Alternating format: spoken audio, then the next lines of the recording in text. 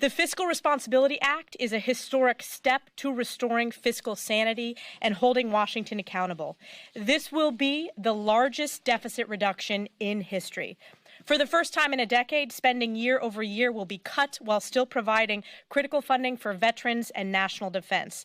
This deal claws back tens of billions in unspent COVID funds, the largest rescission combined in the history of Congress.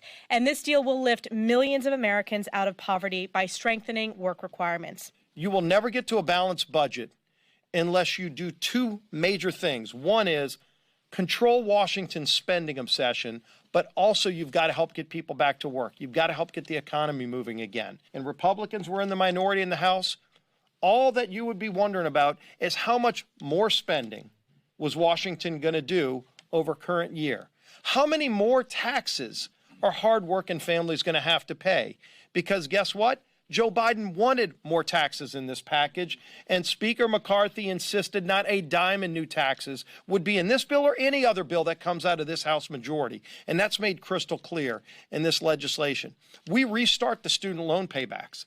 That's a $60 billion windfall for all of those families who actually do pay their bills, for those families that didn't go to college, or especially for those families who went to college and took out student loans and paid them back, and think it's fair that everyone else has to do the same thing they did. And it wouldn't be fair if some hardworking single mom working two jobs right now has to pay so that somebody who took out a student loan and is sitting at his parents' house right now, making $35,000 a year not working, she has to pay his loan back.